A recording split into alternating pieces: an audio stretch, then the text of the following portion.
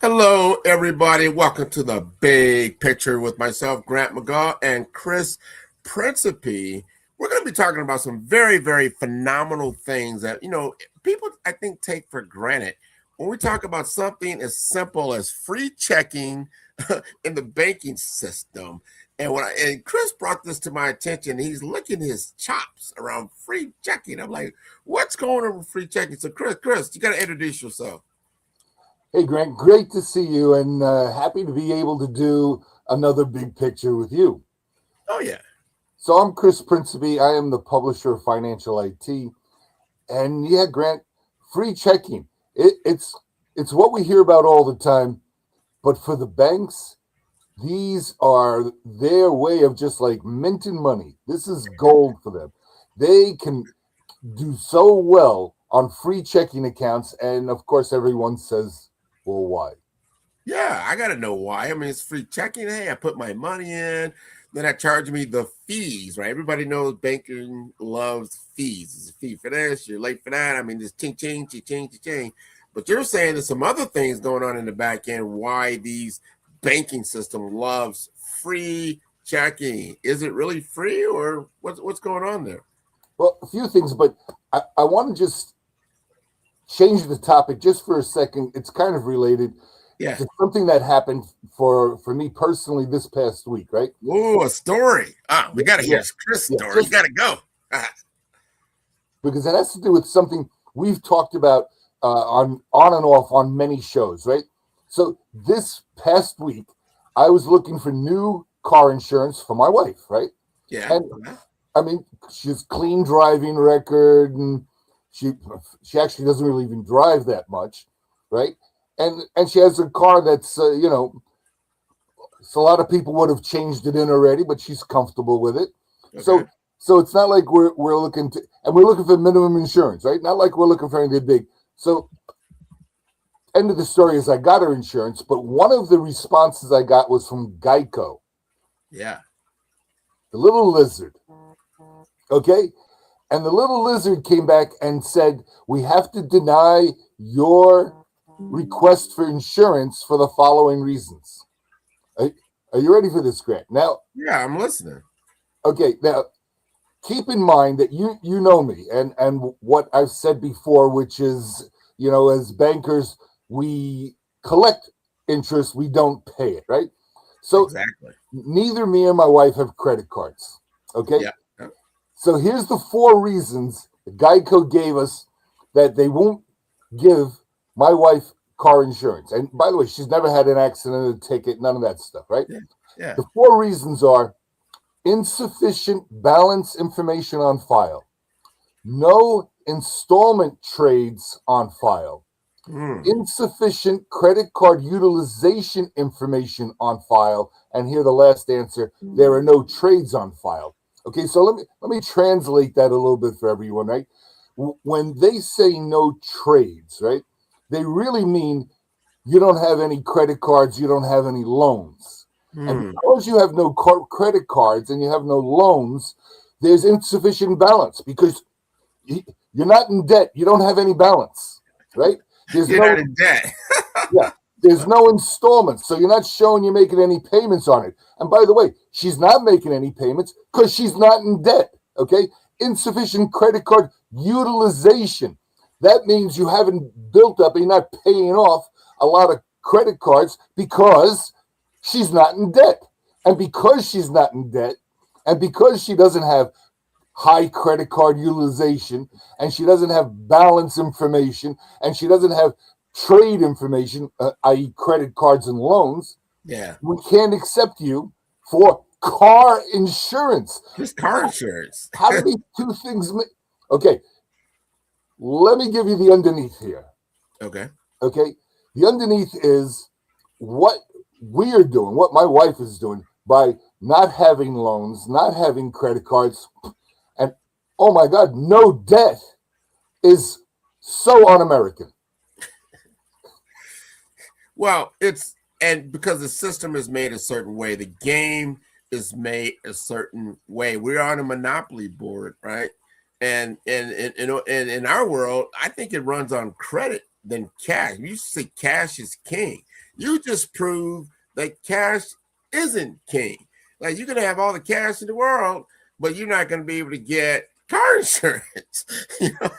Well, and Grant, the funny thing is also is that, again, I'm not going to pay my car insurance in installments. You tell me what the bill is for the year or 6 months, whatever you want to do, Yeah. and I'm going to pay it in full. There's Well, no that's no risk. fun. I There's don't make no any risk money there. like that, Chris. You are not playing fair. Oh, Grant, again, keep in mind, it's an older car. It's minimal insurance. We're got clean records. We're at an age already where, who cares, right? So, yeah, it'd be a lot different if I had a brand new BMW and had to pay, and had a loan. See, this is the whole thing. Most people buy a car, they have a loan. Because Yeah. they have a loan, they have to have full coverage. Yeah. In fact, a lot of times they package it all together at the dealer. Okay. No, that's true. That's just part of the. It is a system that you really. It's hard to avoid. It's very. And to your point, there's so many other things. Think about just you move into a house, and you just got to get your utilities turned on. Well, if you don't have a bill or something to prove that you can pay installment payments, like an utility bill, you're gonna have trouble getting your gas or your electric turned on. That's why you have to have a phone bill. You have to have something that has installment, I mean monthly reoccurring that you're paying and doing that where you're consistent with it. And then, okay, you're a good bet that you're going to most likely pay this bill. So, Grant, my question to you is why? Why? Wow. Why? The why, that's a great question when you really think about it. You have to break this down to, I think, capitalism at its foundational layer, right? At the foundational layer, how does capitalism work? Well, it's a for-profit system for the most part. So if you're not creating a profit opportunity, you're not really playing the game too well. So if you're paying like what you're doing, you're a cash only business. Sounds great on the surface, but it's not really a for-profit situation. It's kind of flat. So that's kind of, that's my why is like they need to see this monthly reoccurring, this opportunity, this interest bearing, whatever it may be, because that's part of it. That's what I'm saying. No? Okay. What do you say? Much more basic in that, Grant. Those things are all true. I'm not saying those things are all true, right? But it's much more basic on that, okay?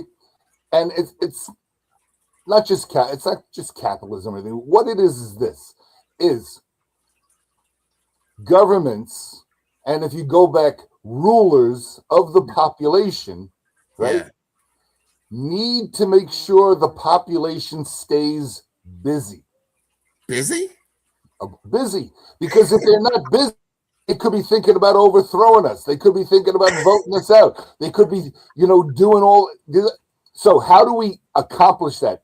To make sure that they have one thing they have to think about all the time. Well, you pile a lot of bills on them, and then they have to think about paying those bills, and then they must go to work. Wow.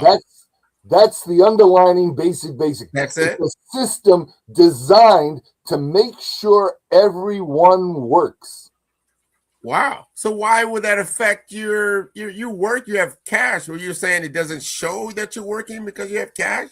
Well, what it's showing is, first of all, right, if you're in business and a customer comes to you and says, I want to buy something, I'm going to pay for it all now, right? There's no risk. Yeah. Right? That's the customer you want. Right. I would like that much better than the customer that comes in and say, okay, it's $500. I'll give you $20 a week. Yeah. Right. Okay.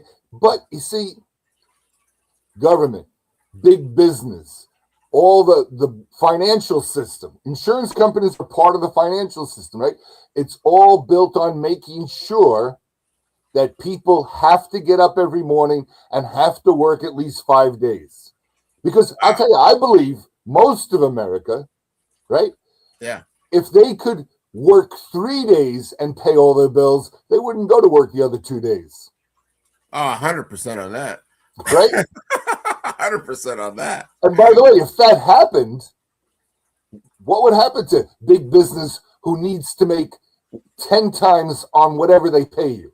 What would happen to the banking system that needs you to constantly go to them and use them? And, people don't say, and we'll talk about this more there. So Banking, what you just said there, let's slow down just a little bit. What you just said, that work, because of work, that activity has to occur in order for the economy to continue to run, and the financial system is a part of that, and they make sure that's the grease in the wheel, more or less, to keep that moving, right?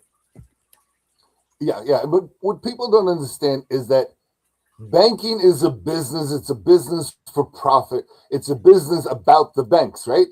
What bankers want you to believe is we're a service that partners with you for your greater financial benefit. Yeah, I see the commercials. Yeah. It's a service. Yeah, it's a service. It's not a service. It's a business. And what happens now? Go back to our title now, because you got free checking, bankers Goldmine. Like, why is that? They love it. Grant, they love it so much you can't imagine. They love it so much they don't even want to see it change. Okay. So it's pretty easy, right? Most people assume that you get a checking account that's basically free. You deposit your money, you spend your money, and you're done. Yeah. Okay. But what people don't see underneath is that checking accounts are one of the most profitable products the banks have. And it's a model that runs very quietly in the background, whether you're paying attention or not, and they're betting you're not. And why is that? Is there because they're utilizing the money in the back end? I mean, is that it? I see the nod. Yep. And now keep in mind the direction that banks are going, like most industry, is for AI powered personalization that helps people make faster decisions, or better yet, so people don't have to make smarter customer journey, which they're hoping you're not taking anyway. Right. Yeah. Let AI do it. You don't even have to check your account anymore. Just put the money, go to work, make the money, put it in your account. AI will do the rest. That's where we're going. That's what. AI. Yeah. Right. But why is the bank? And look at your face. And I want our audience to really look at Chris's face, because he's a former banker. Why do you smile so much when you look at your checking account business as a banker? Well, Grant, a couple of really good reasons, but let's take a break and come back for that. Okay, because we got to keep everybody in tune, because these kinds of things is what keeps me thinking. When you tell me this thing, like, I got to go check my banking account. So let's come back right back.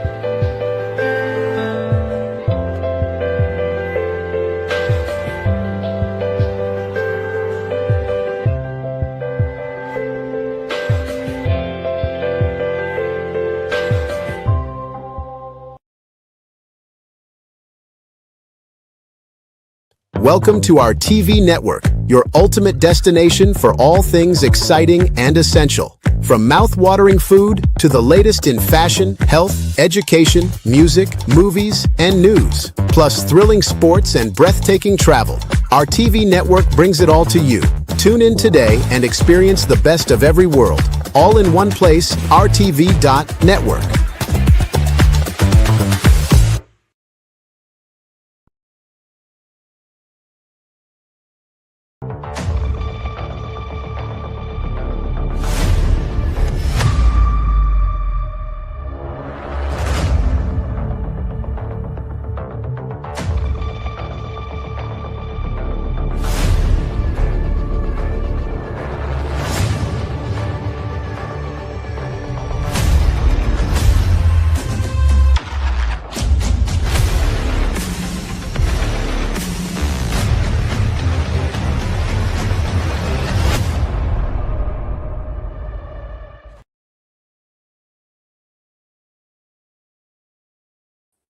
Oh wow! Everybody heard that word cliffhanger? We're on a cliffhanger right Ooh, Grant.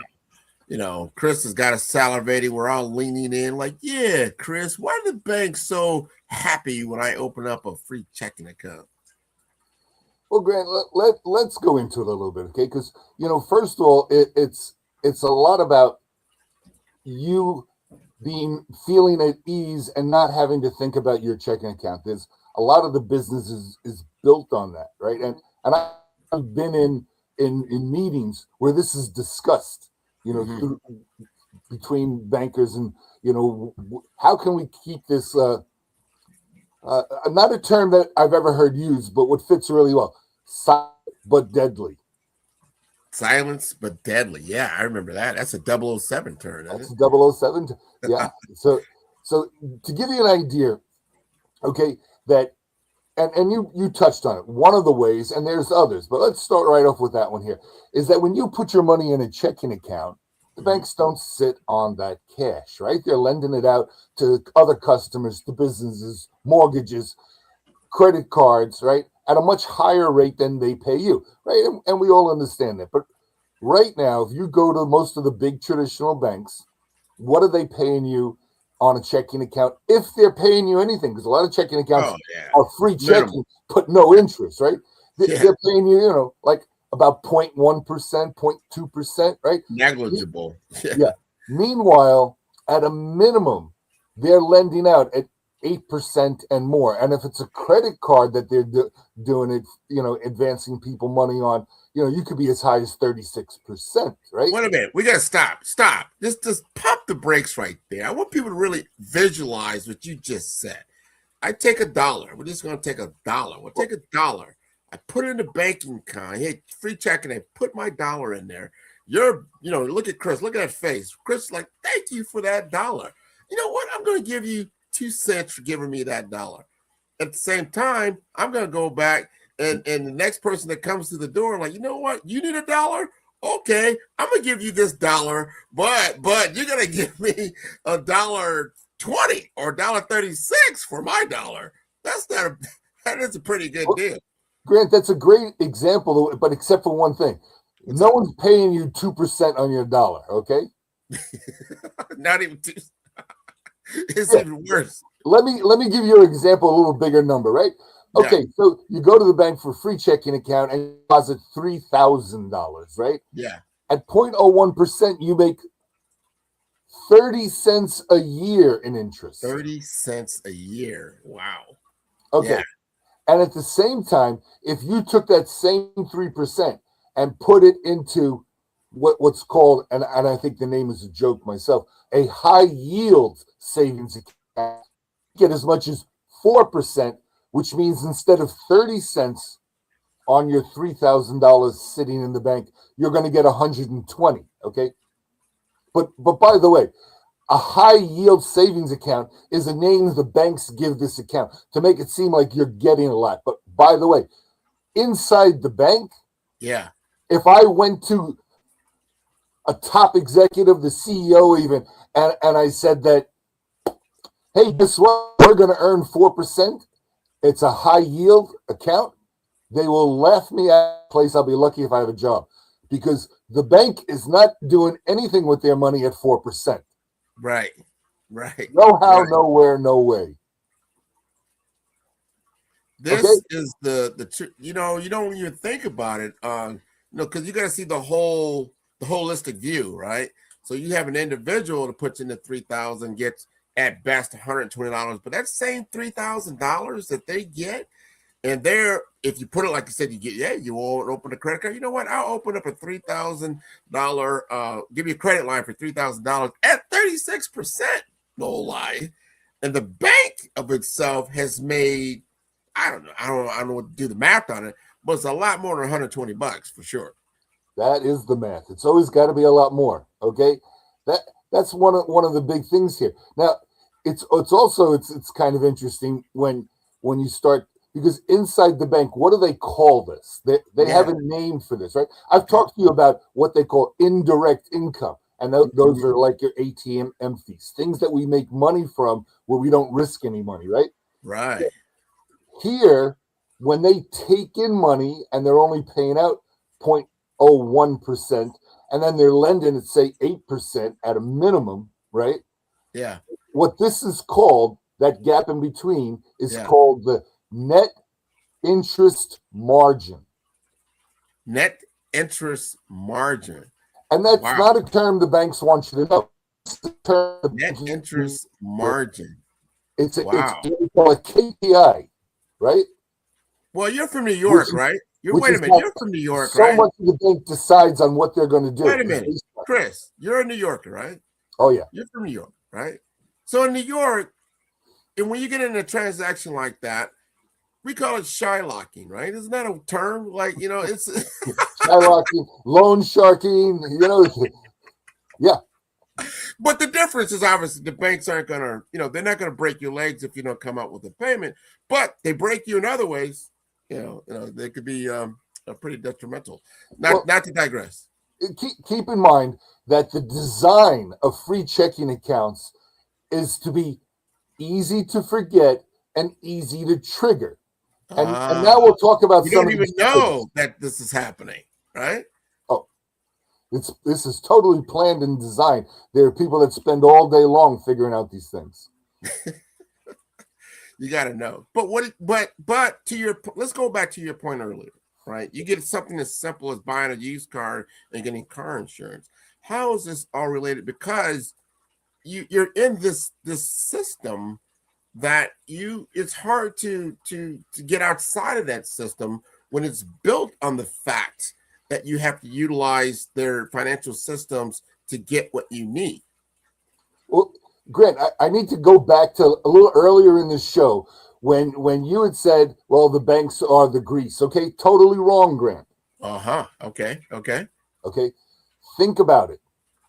The banks are the wheels. We are the grease. They are the gears. We are the lubrication. Oh, my God. And what happens to when it goes inside the gears? It's getting pressured, compressed, used up. It has to be replaced, right? It fits perfectly. You need an oil change? Is that... Oh my God. Okay, now keep in mind also, with many free checking accounts, there's always the little catches, right? So one catch might be, we're not going to pay you any interest. Okay, fine, right?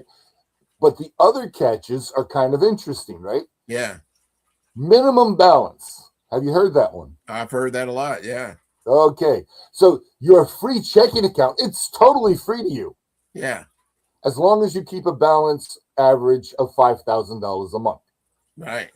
Okay, and we're keeping that $5,000 a month in an account all the time, paying you no interest.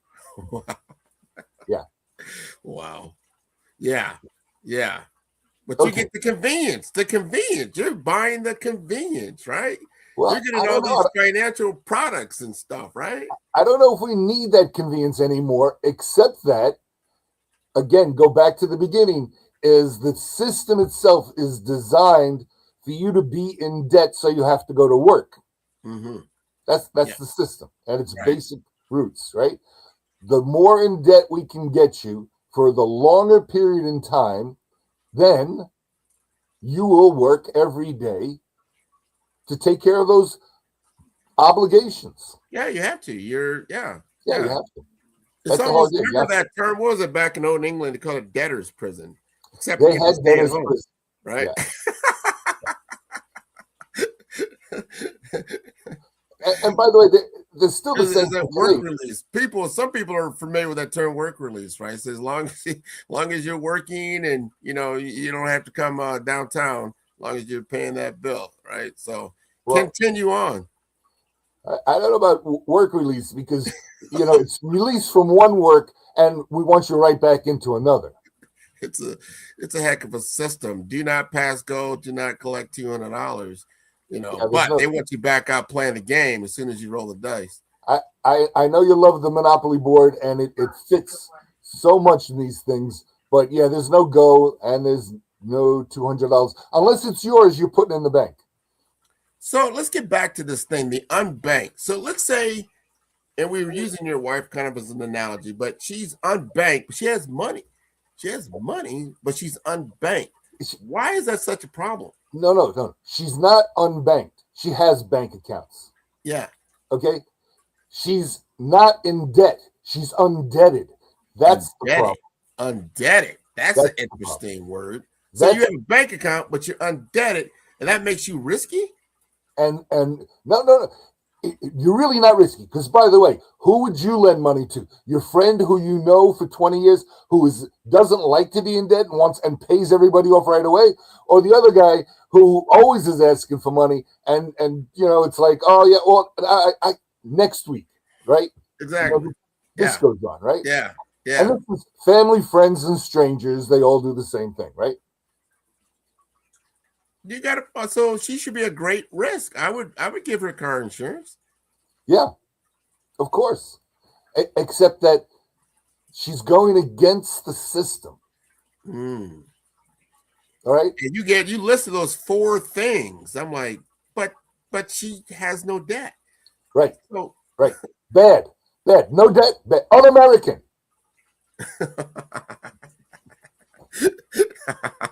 So what do you do? I mean, all right. So I know we're talking about how banks get, why they salivate at banking accounts, because now you got access to all their other financial instruments that they make a ton of money on interest-wise. I mean, you just talked about this incredible way of profitability.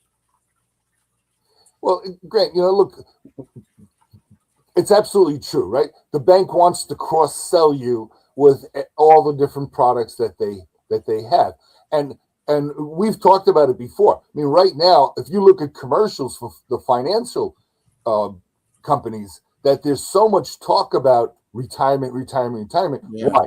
Because we're right now in the process of going through the biggest transference of wealth in history of the world, right? Wow. That there's more money being passed down from the generation that's leaving to the one that's still here than has ever happened before. So the banks and the financial institutions and the insurance companies want to get in there on those people with their newfound money on how we can make sure you have a great retirement. Okay. Mm-hmm. How we can make sure you have an insurance policy so that you're leaving a gift to your kids, not debts. Okay. You can go on and on. You know the commercials. Oh, no, that's it. And that, I think one of the biggest problems, though, is financial literacy, that because you're just not aware. And then, you're going to the wolf to ask him how to, not eat the chickens, right? I mean, that's kind of what you're kind of doing there. But you might not realize that. So who do you trust? And that becomes a trust factor for a lot of these people when you start to realize, it's nothing wrong for being a for-profit business.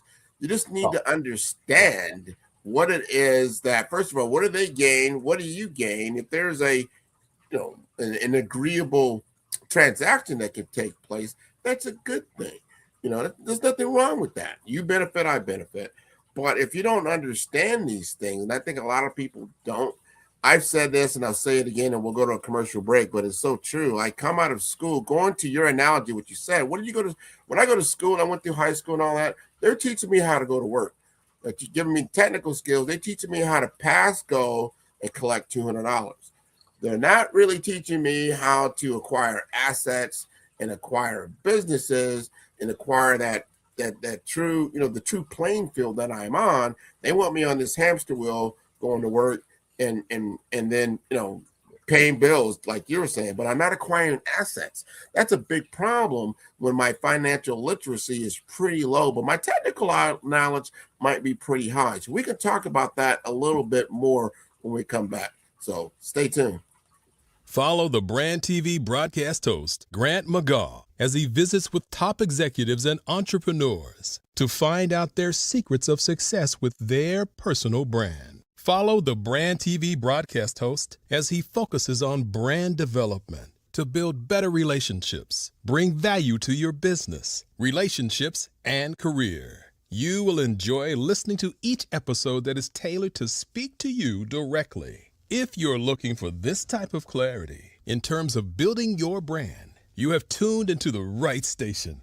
Each episode will help you to shape a conversation in the 5-star BDM network of 20,000 professionals and become a springboard for your corporate engagement and business opportunities. Each guest will frame their story in the areas of personal branding, business development, career development, financial empowerment, and technology innovation. Grant McGaw explains why he is the CEO and owner of his own professional career. Grant is an accomplished business leader and entrepreneur who wants to give back to individuals to grow their personal brand strategy. Tune in as he weaves his story about new possibilities, while to you exceed expectations. If you love storytelling, this show will make for fun. I used to watch BET, MTV, VH1, now I watch Tempo. Soca, Calypso, Reggae Dancehall. Don't stall, better get tuned in to the Tempo. Don't have cable, they got an app. Go to your app store, download that. Whether it's tourism, cuisine, or the social scenes, if it ain't Tempo, it's a wrap. Who got the Caribbean views? Tempo. It's the latest in Caribbean news. Tempo. You tryna cook Caribbean food? Tempo. You know they got the music videos too. Tempo. Who got the Caribbean views? Tempo. It's the latest in Caribbean news. Tempo. You tryna cook Caribbean food? Tempo. You know they got the music videos too. Tempo.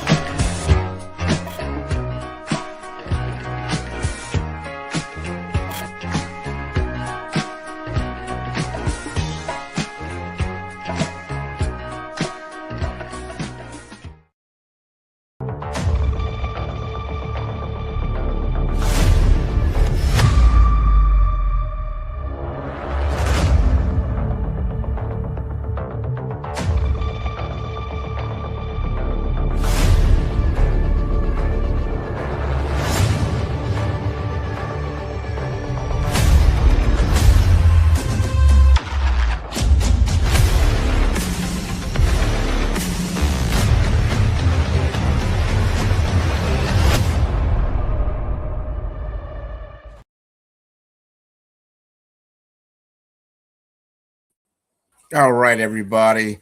Got to keep you on your pins, on your toes. Pins and needles is what I really want to say, because we've been talking about this greatest wealth transfer in human history is taking place. We have the financial banking systems just waiting to help all of us to achieve this higher level of financial freedom. And then I believe we have a more uneducated group of individuals, just not all that financially savvy. And then we have Chris Principe giving us the knowledge, the experience, and what we need as a hero. Chris, the money magnet Principe, tell us more. Well, okay, man, got to give you that what we're really talking about is the big overall system. And the big system is all about, how do we keep people to work, right? Now, you just talked about financial literacy, and that's a topic we love to talk about because there isn't any, okay? We're hoping, Grant. We're hoping every day, okay? But right now, that's where it is. So when you go through school, you go through high school, yeah, the big push and incentive, of course, is to get kids to go to college. Mm-hmm. Why? Okay? In some ways, wouldn't it be better if they were just out in the workforce? Right? Yeah. Right away, contributing into the economy. Incredible debt it is now. The system wants as many people to go to college as possible, okay? Because absolutely you're going to have student loans. Absolutely you're going to be locked into 5, 10, 20 years of debt, which means you have to work. Yeah. Okay? I hope it's better than that, Chris. I hope you got a skill. I hope you achieved, your life's dream. You went to school so that you can learn to be a chemist, or you went to school to learn to be, a skilled worker. You went to school for more than just I get more debt. I hope that's a better reason. Well, Grant, let me tell you, if you think about when we went to school, the cost isn't the amount it is today. No, it isn't. You're right. No, the cost was affordable without loans, actually. Yeah. Yeah. Okay. So the system changed itself because we need to lock in people to work. We need to lock people into the financial system as well as the work system, right? So Yep. let's switch topic just for a second. I want to give you an interesting fact, right? Yeah. Is this week in 1957, and I want to talk about one of the most famous houses in the United States, right? Mm-hmm. Okay, and of course you know the White House, right? It's a very famous, Yeah. right. But do you know a place called Graceland? Yeah, sure do. Famous, right? Famous house. Yeah. Okay, this week in 1957, Elvis Presley put down $1,000 deposit to buy Graceland. Wow. $1,000. Okay, now here's what's interesting, right? Because it's a stupendous mansion, right? It's like incredible home, right? In those days, I mean, down payment $1,000, right? No big deal. But that $1,000 today is only worth about $12,000. Mm-hmm. Okay, so just think for a second. Do you think you could buy a house like Graceland with a $12,000 deposit? No. No. Can you buy a $500,000 home with a $12,000 deposit? Not really. You need, I think it's 20% somehow. They're like 20%. They're like 20%, sure. Right? So 20% be 100,000. Okay, you see that big discrepancy? Okay, that's huge.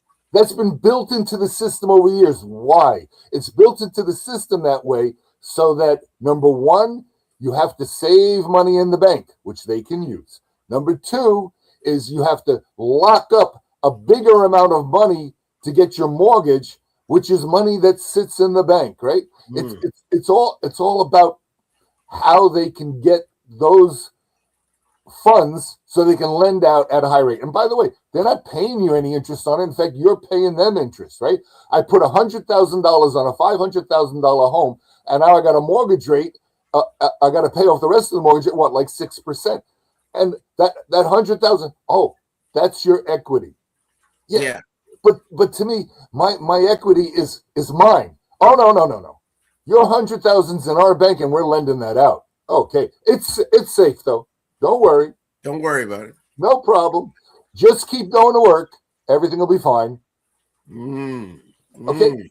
So you're getting the picture of some of the systems. So let's go back for a second to the free checking accounts, right? So you hit the big one. Okay, and that big one, what we call net interest margin, right? The money that the bank makes on the money you give them versus the money they give out, right? Yeah. Okay, in 2025, it was approximately $300 billion with a B dollars of income for the collective U.S. banks. Wow. Just this one thing, net interest margin, right? And by the way, that was up 10.2% from the year before. And these are numbers that the FDIC puts out in their quarterly banking profiles, right? Anyone can read it. So your checking account balance is a very small piece of a very large pie, but it needs that small piece to be a large pie.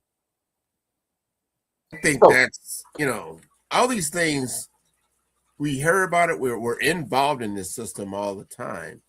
But when you start these gigantic numbers, and I'm gonna tell you, I'm still trying to get up off the floor of what you just told me about the whole Graceland thing. Right. Well, that same $1,000 even today is only $12,000. However, that Graceland mansion, I don't know how much it cost back then in 1957. Here it is, 2026, and that discrepancy is just humongous. Well, great. Think of it a different way too. Is that in 1957, $1,000 down payment got you a mansion, right? Yeah. Today, $1,000 down payment doesn't get you a car. It doesn't. No, you're right. No, and high interest and everything else. But then go back to even talking about the work. Say, well, you got to go to work. Well, how much? The average. I remember. I think when I graduated high school, I remember this. If you were making like $20,000 a year, you had a good, like, decent income of $20,000, right? And then I think around 2000, it became like around $50,000. Like $50,000 you're doing pretty well. And typically, maybe if you got out of school, you could probably get a job like that. Now it's probably even 100,000. I remember, six figure, you get 6-figure salary. But then your affordability, it seems like the affordability is going down, not up. Yeah, yeah, yeah. It's by design, Grant. I hate to say it. Let me add on to that. My first job on the books was 1974. I got paid $1.80 an hour. $1.80 sounds like chump change, doesn't Yeah, now McDonald's has to pay $18 an hour just to get people to stand at the counter. But you're not getting anything more. That's the bottom line. Are you getting more for that money? In housing and the things that you truly need, like housing, car. Obviously, you want education. Nobody wants to walk around without education. But if the education system was built primarily for you to be in debt, you got to. I look at that now, like, hey, do you really want to go to school right after high school without having any kind of experience or any kind of idea of what you truly want to do? Because it's very expensive just to do trial and error. Like, well, what are you going to go to school? What are you going to learn? Because those first 2 years, you probably don't learn anything. Well, but you're incredible debt. Well, Grant, here's the whole thing is that while you're right, but if you look at the statistics of kids that graduate and do not go directly to college, who then a year later, after they've taken that year off, I've done so much school. I need a year off. The percentage of them actually going back and graduating college is so low. It's low. Yeah. I don't know what the number is exactly. I'm sure it's less than 10%. And that's part of the system too, Grant, because you don't go to college, you come out, you work, right? Yeah. And all of a sudden now you need a car because you're working, right? Yeah. So you got to get car loan, right? Yeah. And the system starts to hum now because guess what? You're working and now you're going to be locked into work. It's almost like, but it's a catch-22. Like, all right, let's say, you don't go to college and you're at a lower wage job, because you don't have a college degree, right? Right. So then you're working, right? But then you do go to college, but now you have incredible debt, even though you can get a higher paying job, but then you've got higher bills at the same time. You got to, you almost got to wait and say, well, which one of these is the choice that I need to make? Because and I go back to that same thing, affordability. What does the affordability look like? And is it worth, because maybe you have to work 100 hours and really, at the grindstone just to afford that, now it's $500,000 to $1 million home or whatever it may be, to maintain that kind of lifestyle from the generation before. We're just comparing one generation to the last generation. Just to have my mom and dad's lifestyle, I need to work X. And what does that look like? Well, Grant, you hit a bunch of things that really are meaningful. Okay, first, like my parents' view, was to have a house. Yeah, big accomplishment. You get a house, right? Their view wasn't I need a house, and then I need a better house, and then I need a better house, and then I need a mansion. Okay, and that's the path that we're directing people on. And there's good reasons why, of course, because number one, you have to work. And you have to work and you have to make more. And by the way, if you work and make more, we're going to give you less. Why? Because the danger is if you work and make more, you'll need less. And then you may not have those loans anymore. And you may be debt free. I never even thought about that. Okay. So that's all part of the, how the world turns kind of thing. It's all that Monopoly board like you like, right? It's all like we and that's why if you look at advertising, it's not about, hey, listen, your family basically needs this. No, it's forget about what you need. It's you want this. Look across the street. They have it. Okay. Jones right? Act. and there's more people today, I believe, who are more concerned about what other people think than what their real friends and real family think. Hey, we got to go to a quick break. We're going to come back so we can finish up on this. We've gone a full circle, but man, you've gone back to the basic principle, the work ethic, the working. You must work, and that kind of drives everything else. Is still, accelerating in my mind, kind of bouncing around there. So we'll come back and we'll discuss more. Thanks. In today's fast-paced financial landscape, access to capital is the key to success. At the heart of this revolution is Case Capital Markets, powered by SETI Case. Here, innovation and investment converge, creating a dynamic environment where businesses can thrive and reach new heights. Introducing Grant McGaw, the senior advisor at Case Capital Markets. Grant is a visionary leader, dedicated to connecting businesses with institutional capital and strategic funding. His expertise opens doors to game-changing investment opportunities, making him an invaluable partner for companies looking to scale and succeed in the competitive world of finance. With an impressive 25 years in technology, 9 years in healthcare, and 6 years in investment banking, Grant McGaw has a proven track record. He has successfully closed over $500 million in high-value transactions, seamlessly bridging technology, healthcare, and infrastructure with innovative financial solutions. His experience is a testament to his ability to drive success. Case Capital Markets offers businesses direct access to over 32,000 venture capital firms, private equity funds, family offices, and institutional investors. This network empowers mid-market companies with under $100 million in revenue to scale beyond their limits, unlocking unprecedented growth potential. Debt, equity, growth capital, public offerings. These are the building blocks of the future of capital access. Whether you're scaling a business, seeking investment, or exploring market expansion, Grant McGaw is your trusted partner. Together, you can unlock capital and create long-term financial success. The future belongs to those who take action. Are you ready to elevate your business?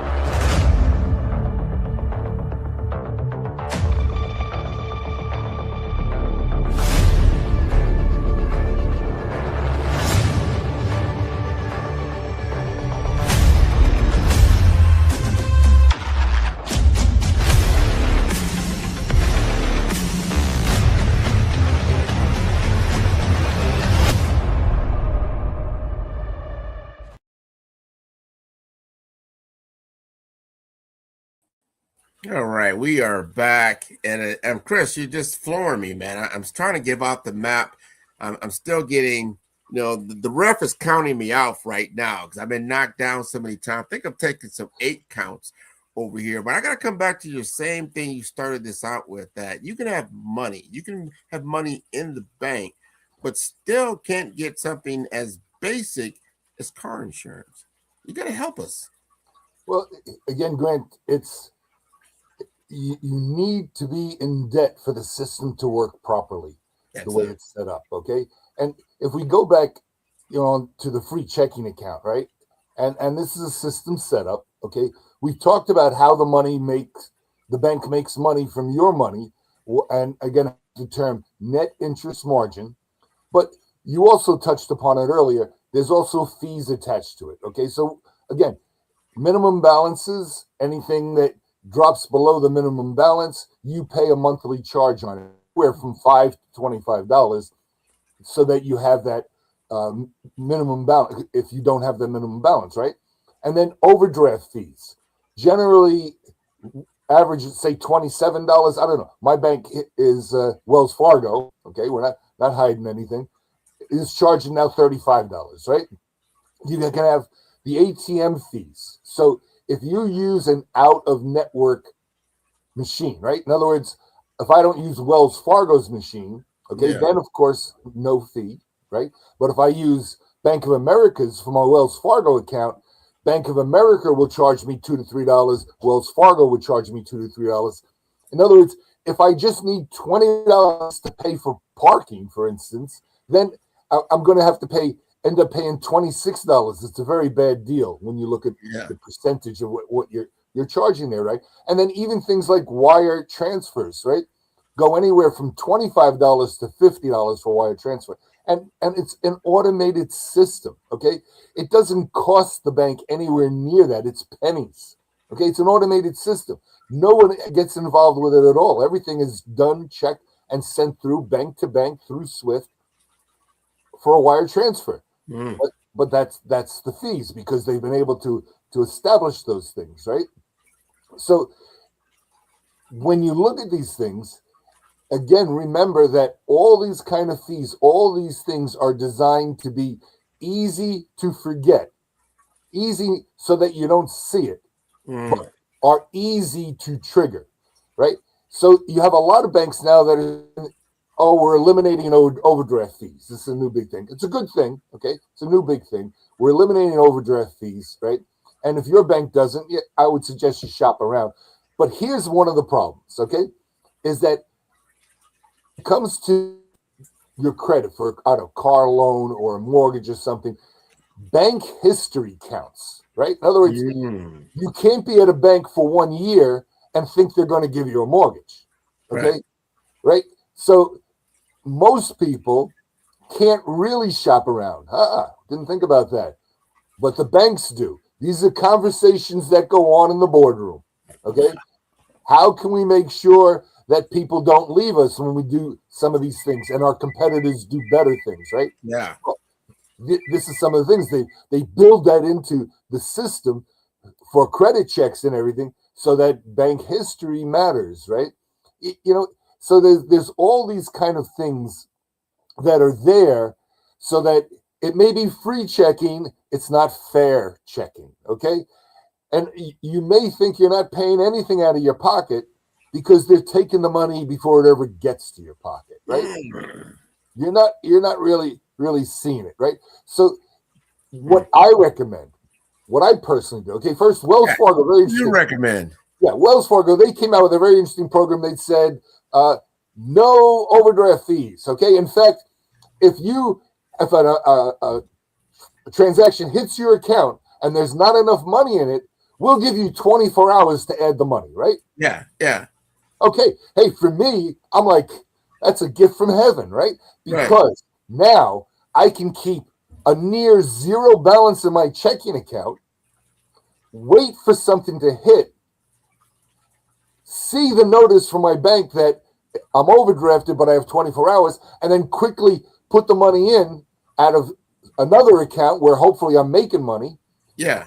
Put the money in quickly that I'm not getting hit with an overdraft charge, and so that transaction doesn't get kicked back, right? So I was doing this for the last 2 months. A month ago, at the beginning of March, I got a letter from Wells Fargo saying, we're no longer offering you overdraft services.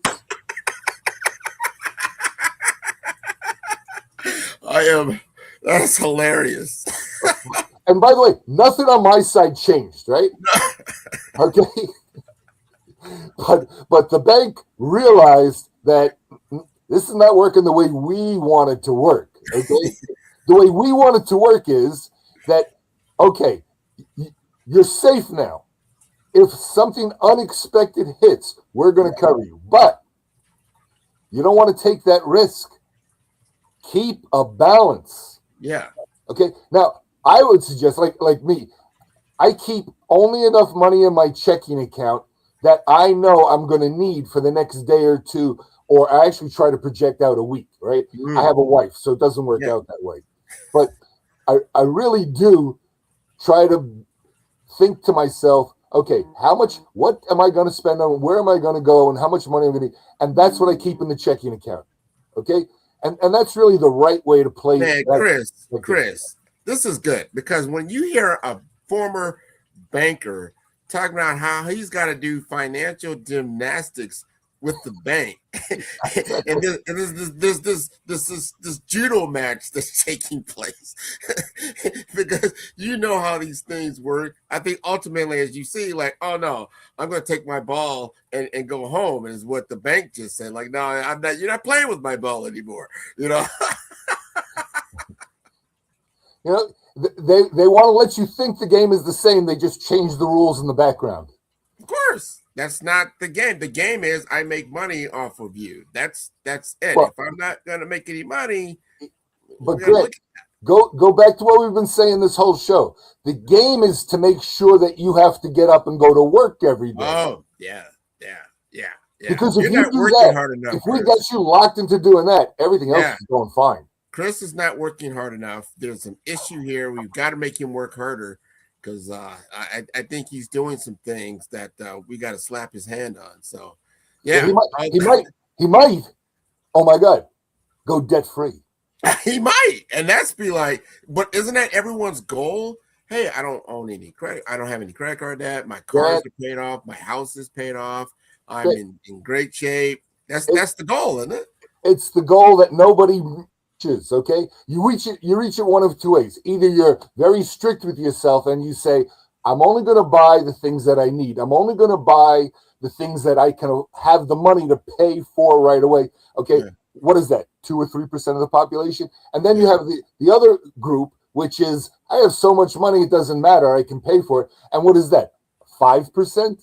Okay, so by the way, it's under that 10% figure. It's very manageable for the banks. As long as the other 90 some odd percent are out there killing themselves at their job every day and not missing any work and making their payments on time. Wow. The world is great.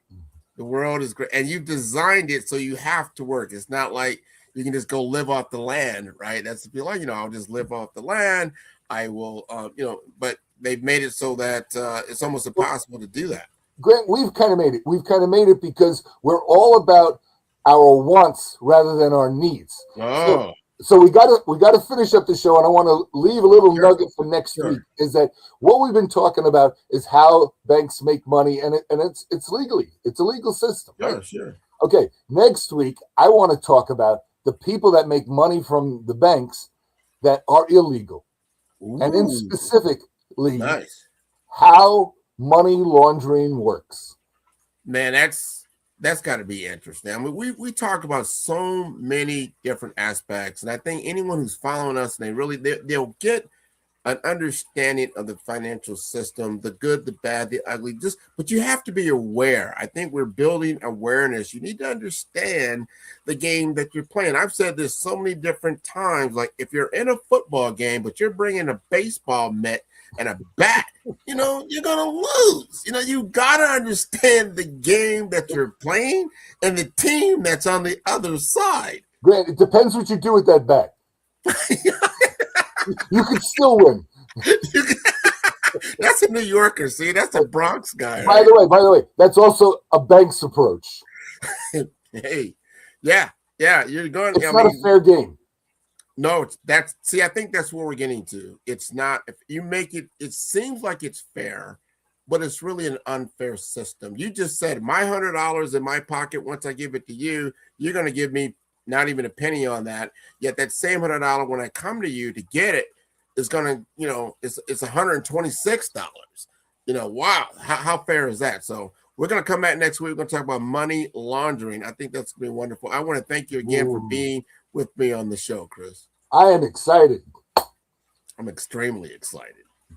Welcome to our TV network, your ultimate destination for all things exciting and essential. From mouth-watering food to the latest in fashion, health, education, music, movies, and news, plus thrilling sports and breathtaking travel, our TV network brings it all to you.